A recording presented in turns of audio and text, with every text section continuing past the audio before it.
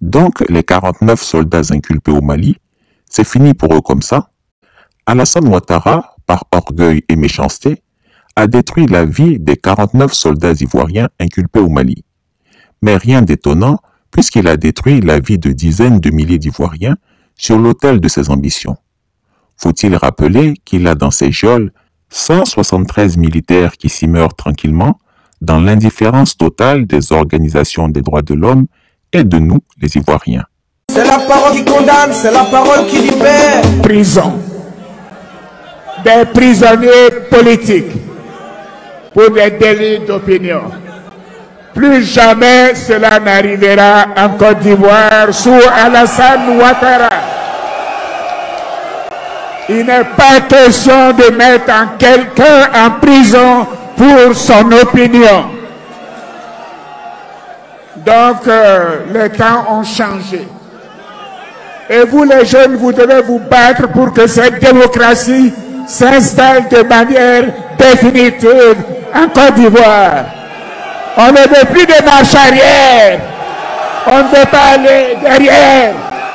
Cet homme est un monstre et il a balafré la Côte d'Ivoire juste parce qu'il voulait devenir coûte que coûte, vaille que vaille, président de la République. Et c'est cet homme qui veut paraître républicain et donneur de leçons, quelqu'un qui a violé la constitution ivoirienne à maintes reprises, quelqu'un qui a fait un troisième mandat illégal et illégitime, qui incarcère les Ivoiriens, qui met Chéric Balé en prison.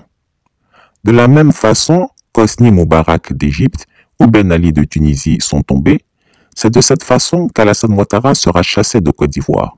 Wait and see.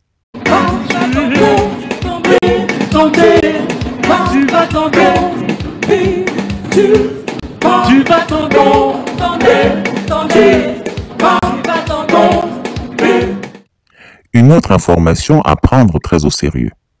Ce mardi 30 août 2022, l'ambassadeur du Libéria est arrivé au cabinet du ministère de la Défense dans un véhicule de type Ford Ranger immatriculé 4455 FL01. Heure d'entrée au poste de police du ministère, 18h23.